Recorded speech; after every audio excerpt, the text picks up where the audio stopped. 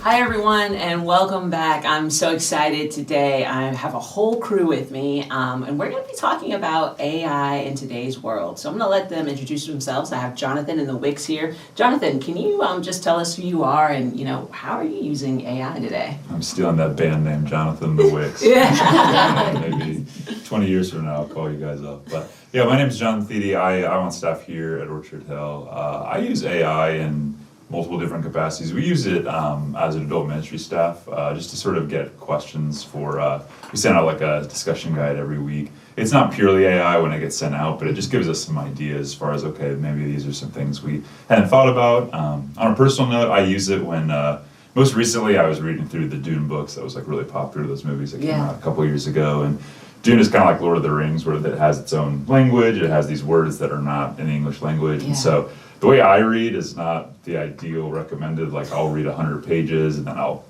put it down for like a month or two. So some of these words, you're like, there's no glossary in the back. So it's like, okay, remember what this is? Okay, and ChatGPT just gives me a really helpful, like, oh, this is how this functions in the world of Dune. Mm-hmm. I find that with books, you can even say like, if you're jumping back into a book after a long time away from it, you can say, hey, give me a summary of this through chapter 17, but don't spoil anything. You know? So whereas sometimes if, pre-AI days, if you just said Google, like if you wanted a summary, you're getting things that at the end of the book, it's like, this is really impactful because of what happens at the end of the book. It's like, well, didn't want to know that. So that's just a little snapshot. I find it quite helpful, and I'm excited to talk about it today. Yeah, me too.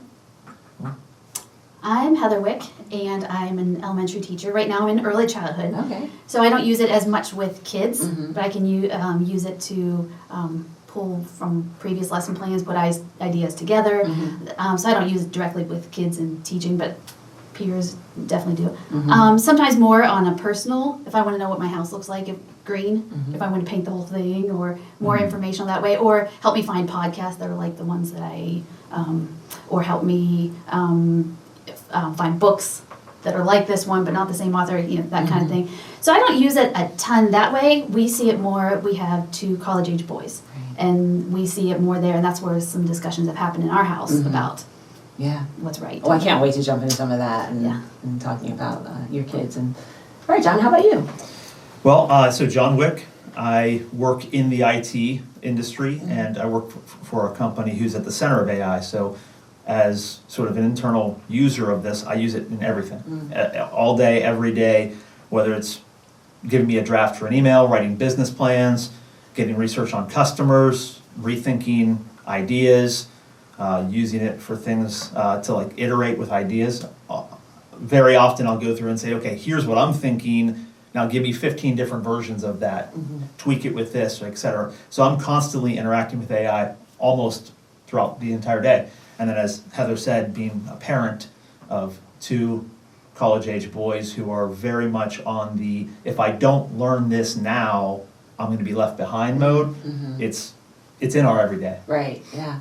That's really cool. I have 3, wow, sorry about that, 3 children, younger, and we're starting to see it a little more in the classroom, and we're a tech-forward family, so just in our house as well, and then at work, like kind of similar to what Jonathan said, just kind of plugging in for different questions. Even some of my outlines here, I'm like, hey, give me a twist on this, or it's really helpful in that way, especially if you know how to use it the right way. So let's talk about that a little bit. What are some ways that you use it, and have you had some trial and error, and like, oh, I need to use it this way versus this way, or give it this prompt? Has anyone had any experience with the good and the bad in that? Well, for me, I think that one of the things that's been like kind of cool is looking at it from an angle that you're like not normally going in. So one of my colleagues sent out a prompt of the week, so to speak, and it was, who's my superhero persona, and and why that, and use my content, my emails, my time, everything for the last month, and tell me who you are. So it's fun sometimes just to play games with it, just to kind of make a little bit of a twist on it. Right. Yeah. I had to do what I thought was busy work for some HR questions, and that was actually my first time, and I had you help me get it going a few years back, and I had to use lesson plans, things to answer all the questions. It was just busy work. How do you feel like this mission, how do we apply all these? something that no one was going to read. I felt okay doing it, but I still had the twinge of, is this the right thing? Should I be doing this? Right. Where my colleagues spent hours. It took me maybe 45 minutes to do this. But something that surprised me, I was able to say, hey, can you answer that, take that answer, and now do it from a Christian perspective. And the ability that it was able to do that, it was a little creepy the first time. Yeah. To see how it took biblical and messages and integrated it for me. So that was... Yeah, I've been surprised by that as well. I mean, so many things. I'm like, hey, can you give me your perspective on X, Y, Z? Or I'll ask about like a fairly controversial issue, and then I'll be like, okay, what, given everything that you've told me, like, where would you land the plane? And it's always interesting to get its perspective, which I don't know if that really is a thing. The one thing I think, going back to your question of sort of like redrafting prompts and that kind of thing, I've been amazed with how much of a suck up AI can be. I'll say that. Like I think at least the platform that I'm using, it's almost wired to agree with me, and so I have to kind of like understand that going into it, because I've run into situations where I'll intentionally give it just like a misleading sort of thing, be like, would you say that this is true? Yes, this is why. And so it kind of finds truth, I think, in a lot of different things. And so I think that's probably the difference of interacting with a person, whereas a person is a little bit more black and white, whereas I think AI is ironically a little bit more like, well, I see the truth in both ways. And again, like, it's to say AI as a sort of generalization is unfair, because I'm sure all these different platforms function a little bit differently, and you could probably know way more about that than we do. But I really only use ChatGPT, so that's really my only experience. I do find that it does tend to be neutral. It stays very neutral, and I primarily use ChatGPT as well. So are there other AI platforms that would maybe push that and not be as neutral? Well, I think, first off, the one thing that I would encourage everybody on the AI front with all the different platforms is to know that you're interacting with a product that someone has created and has a perspective. So it's no different than if you were to go and get food from multiple different chefs. They can make the same thing, but it's all going to be somewhat different because they have uniquenesses, right? So the first thing is always think about security, because everything that you say to this thing, it remembers, and it remembers forever. It is literally the internet, right? So there's no delete button, so to speak. It's going to remember. So knowing what you're giving it, then that differentiates a lot of the platforms. And from that perspective, so I'm a big Copilot person. ChatGPT's out there. Again, you can go through, there's 10 or 12 of them, but they're all based upon similar models, and essentially 2 or 3 really big models, but then you tweak it and it now has whatever the perspective is that you have and you want, but they're all really geared towards finding out more about you. So one of the things I like about Copilot is it takes the context of the world it knows about me and it brings that into the conversation, whereas if I just go flat to ChatGPT, if I don't have a login, if I'm just going flat to it, it doesn't know who I am. Whereas when I log into a system like a Copilot or something like that, where it knows who I am, it has my resume, it has my emails, it has all of my other stuff, then it starts to tailor itself towards me.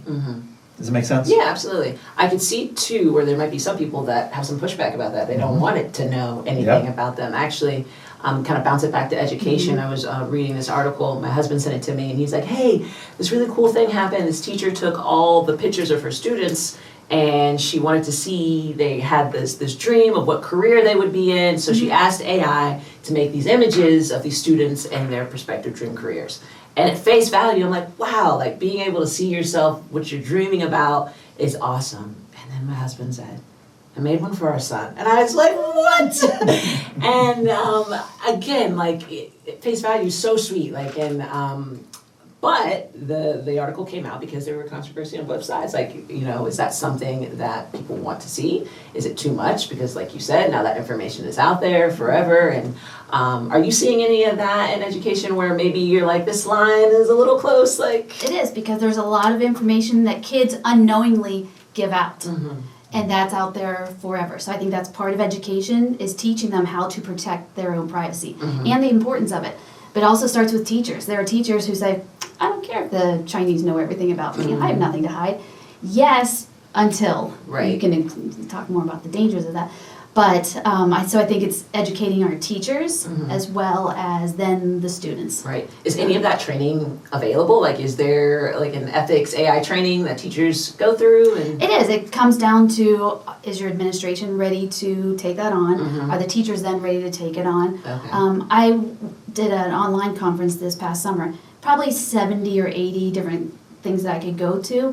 It was a teacher summit. I mean, it's a big, huge one, and there wasn't a single one on AI. And I was a little disappointed. And it wasn't Right. just for early childhood, because early childhood is its own animal, but it just went all the way through 8th grade. Oh, And we wow. definitely need to Yeah. start educating because AI can be very daunting to a lot of teachers. They just, okay, I'm not going to do it, but it's here, and it's going to, our kids are using it. Right. So, yeah, we're already behind, Yeah. so. Yeah, I would argue that anybody who hasn't fully adopted it is already behind, just across the board, and especially for education. I was talking to a professor here at the church, and they're still struggling with, okay, how do I incorporate this into the classroom? And it's like, that was a question 3 years ago. Yeah. Now it's how do I leverage this thing to do all my busy work for me so I can now do the higher value.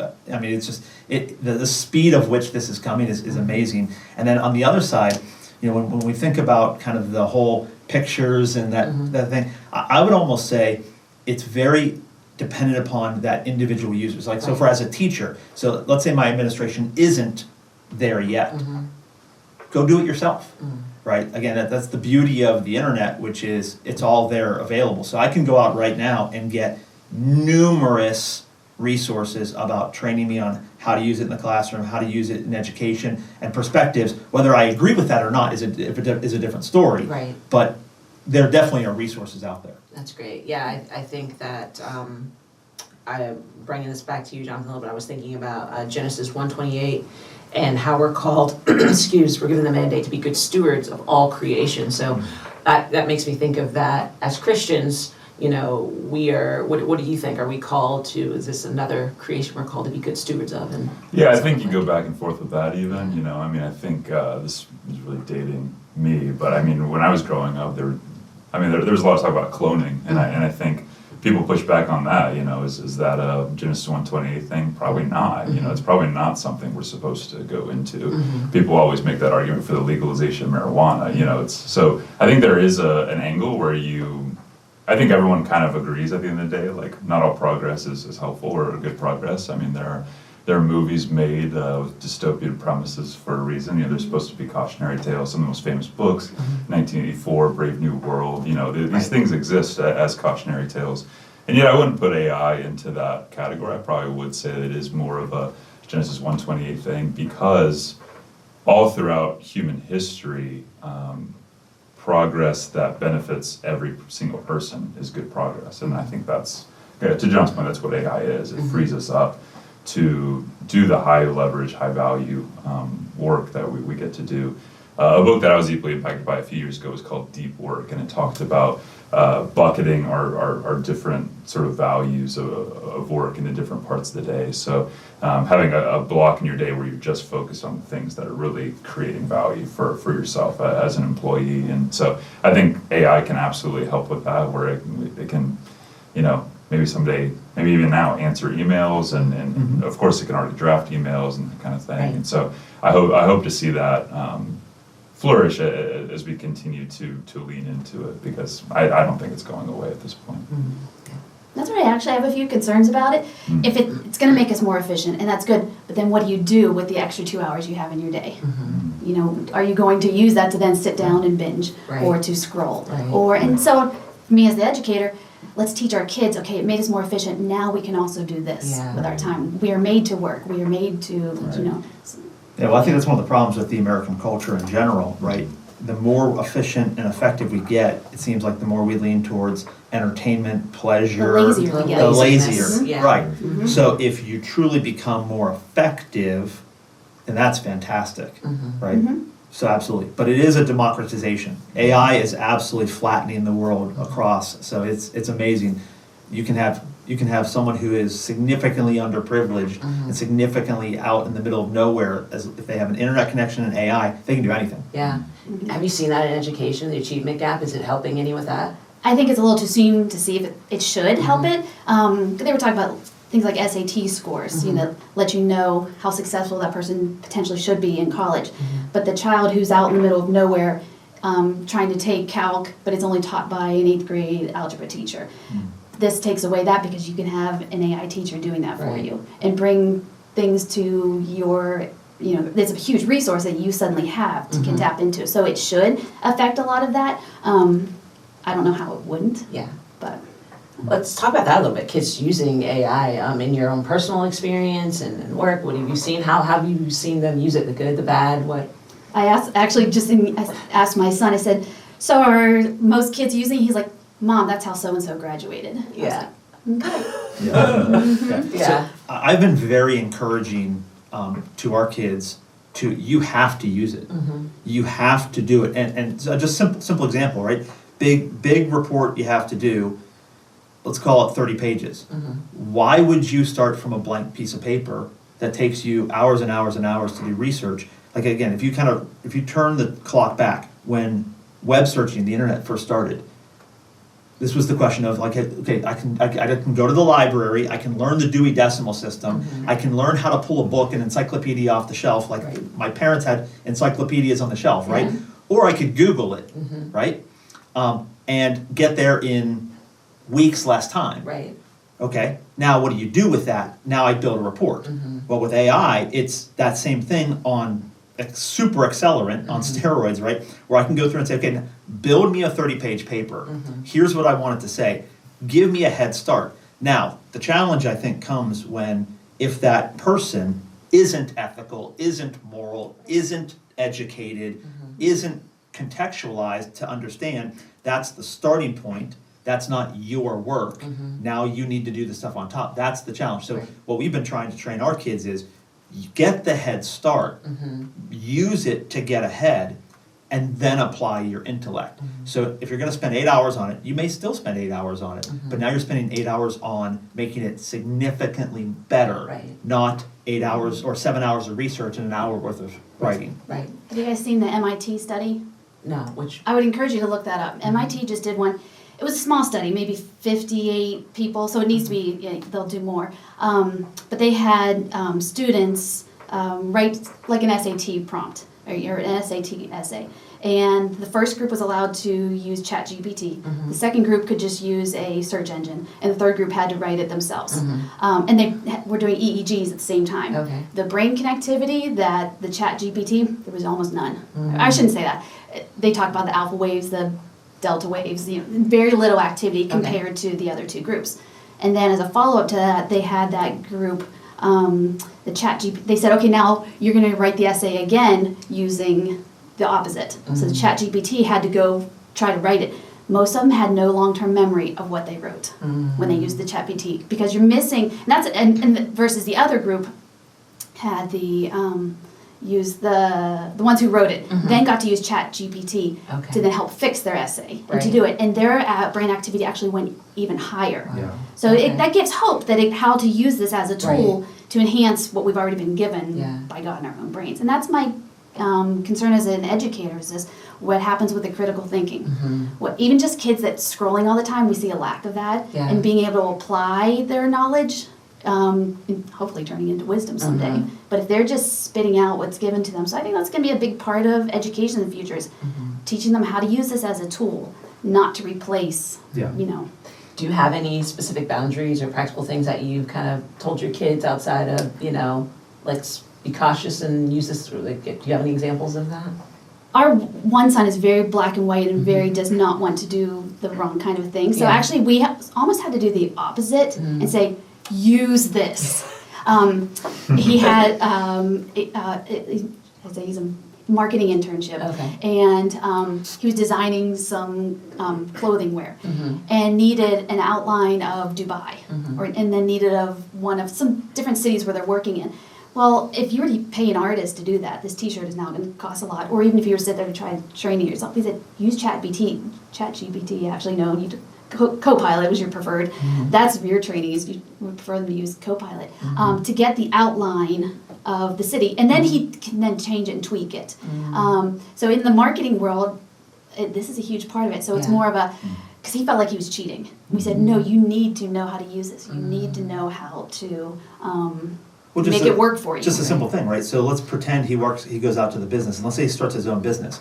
If he writes a quote for, hey, I can produce this work for you for $100, and someone else comes in and says, I can do it for $10, because they're using these tools to hyper speed their activity, Right. they're out of a job. Yeah. Or if I'm the person who doesn't know how to use it, and then I'm competing against the person who does know how to use it, which employer is going to hire that person?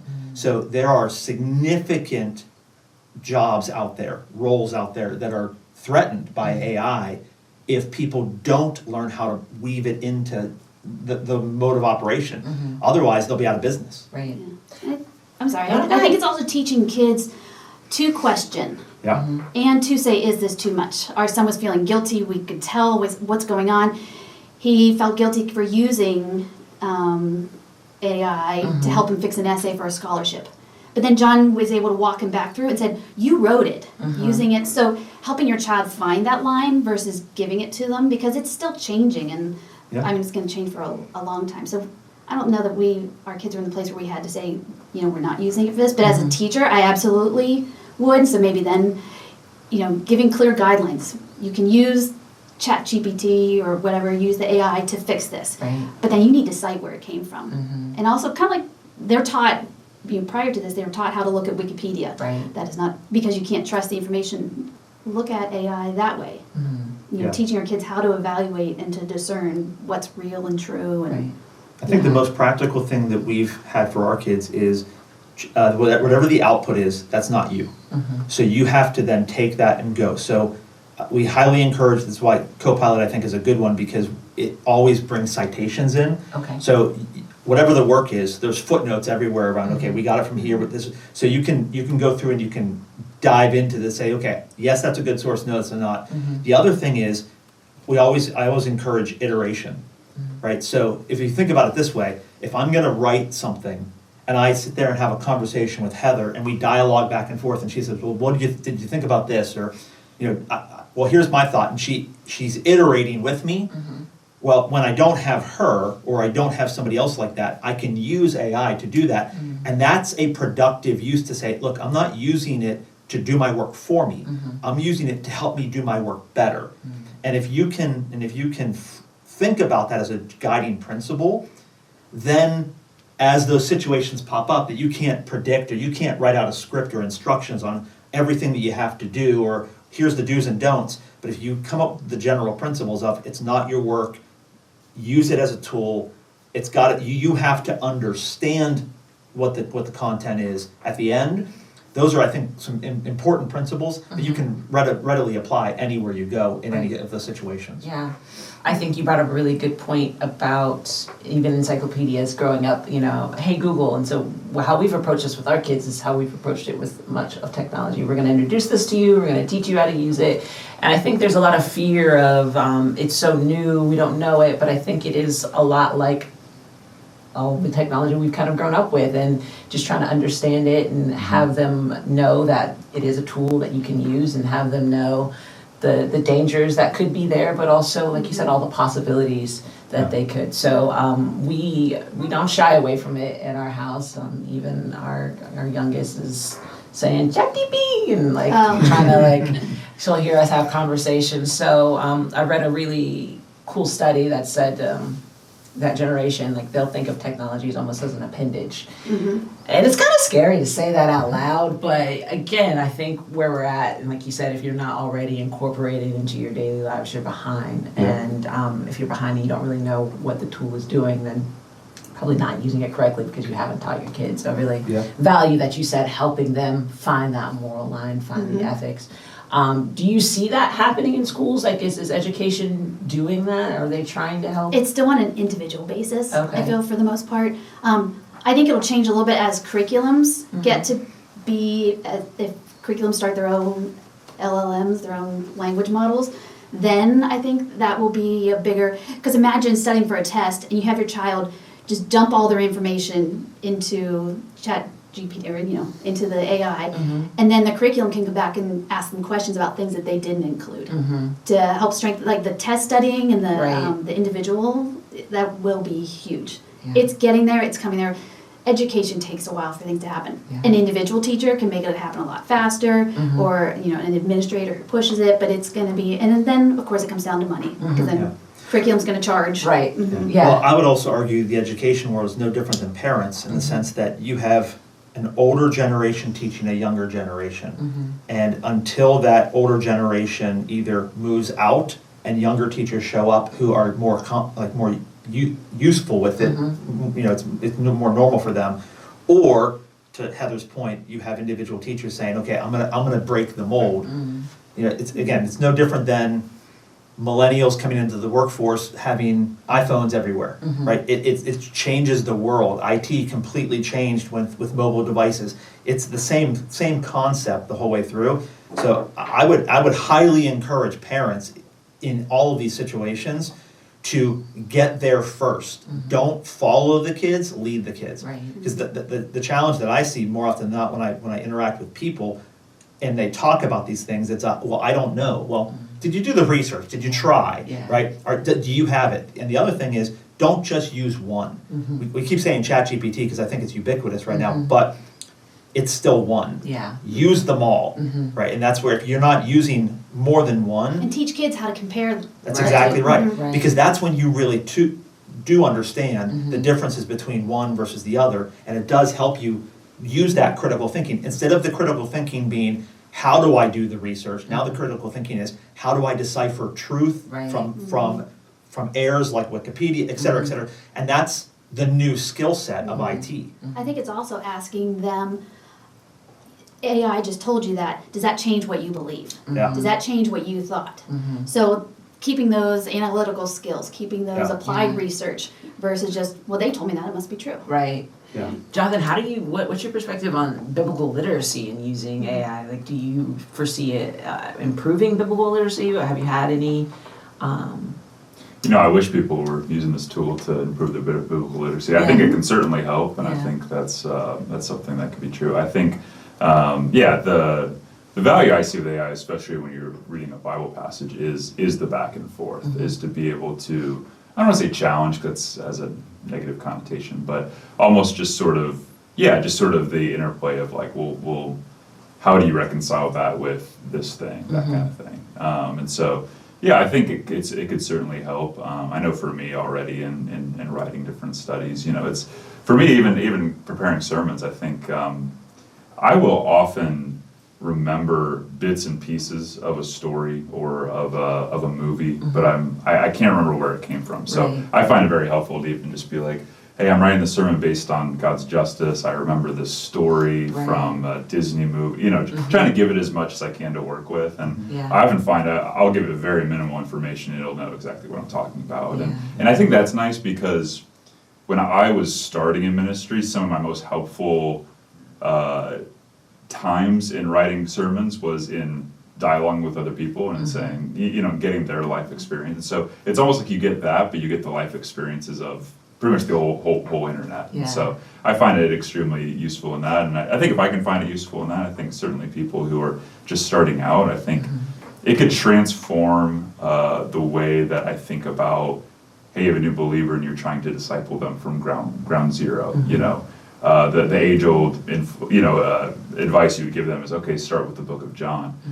Does that change? Do you say, hey, type in a prompt to AI, an AI model, and say, hey, I'm a Christian starting out. What are some books that I need to read? That kind of thing. Because, maybe the AI model will give it the book of John, but maybe they come from a broken home, and maybe there are other books that would be more meaningful to them. I find that the discipleship journey is different for every person, and there are things where 2-3 years later, after someone's become a Christian, they're missing something that's actually really integral to being a follower of Jesus. And you look back on that and you're like, man, wait, I can't believe we never talked about that in the early days. Yeah. How could I miss that? But that's the point. Every person is so different. And so I think that's certainly when we talk about supplementing the real. I don't want to say real as like a humanity versus AI. You know what I mean? But I'm trying to use my words carefully. But when we talk about integrating it and making it a supplement, I think those are the things that I think of that could be really helpful. So there's a couple examples that we've had that kind of piggybacking off what you just said. So whether it's building a tailored and unique, how do I learn the Bible, or we've had one of our sons is transitioning from a high school that used Google technology to a college that's using Microsoft technology. So I wrote him a prompt and said, look, go to the AI, whatever it is, right? And say, hey, here's who I am, here's what's going on in my life, here's where I am now, here's where I want to be. Build me a unique, personalized training plan with, I want videos, I want this, et cetera, et cetera. And it does it all for them. And then if you don't like it, you can tweak it. Whether it's a Bible study, whether it's a learning plan, whether it's I'm struggling in this particular subject, and here's the concept I don't get. What I really love about it is I can make, it's not universal. It's not like, hey, everybody is learning the exact same thing. It's I can make a John Wick version of, this is exactly what I need to know right now. Can you help me overcome this little hurdle? So whether it's and actually we've done it in our men's group here at the church on Sunday mornings when we're kind of discussing, when someone brings up a question, I'll just pull my phone, I'll pop it in really quickly, and I'll be like, okay, well, here are 15 different things we can go into. Right. And what's cool is it's unique at that moment versus the encyclopedia, which it was written at a publisher's discretion. What do you do to make sure, because a lot of new Christians, you're not ready to discern whether it's truth or not. So when you get so many different theologies out there or different paths, so if someone were to say to you, where should I go, where should they go? I mean, is there a... Yeah, I think that involves what we've been talking about, is sort of like refining the prompt and just saying, like, these are the things that I value. You know, I'm a Bible-believing, gospel-loving Christian, and I think I've honestly been amazed at sort of what I perceive as almost insider lingo for different kinds of churches. Like it'll pick up on that. Yeah. Like it knows exactly what you're saying. Yeah. You know? Because theologically conservative is even a sort of a helpful refinement that you can give it. Reformed always helps. Reformed always Reformed helps. helps, Yeah, definitely. Can I pause you guys really quick? Yeah. Can we try to land this in like 2 minutes? Yep, I was Or less? going to. Yep. Perfect. That's good. Yeah. Thank you guys. Sorry, Yeah. this is a great discussion. Yeah. Too So, good, so are you I know. telling us, Jonathan, that very soon on our church's website, you're gonna have some introductory prompts that you can say, hey, go try this, things like that, right? Yeah, that's above my pay grade. But yeah, that would be interesting. That's yeah. great. I've even thought about that from, one of my roles is leading seasonal studies, and so really asking it, what are some questions that people were asking, because that's really where we start with the seasonal studies. Is okay, what would be the most helpful sort of study to bring about? So joking aside, I think that could be a reality where we're using it to sort of my experience is only my experience, but just to give a broader understanding of, okay, what questions are people asking? Yeah. Absolutely. Well, guys, this has been amazing. I feel like we could continue to talk. There's so much to learn, and you guys have given us so much insight. I really appreciate your time today. As if you like what you've seen here, just go check out some more podcasts at Perspective Plus. Let me start that again. Run that back. The plus perspectives. Run it back, dude. Run it back. All right. Well, guys, if you like what you saw here, just go check out some more podcasts. You can leave a comment, like, or share. It's a great way for us to reach other people that may have some questions about what we talked about today or any other topics. We'll see you next time. Thanks.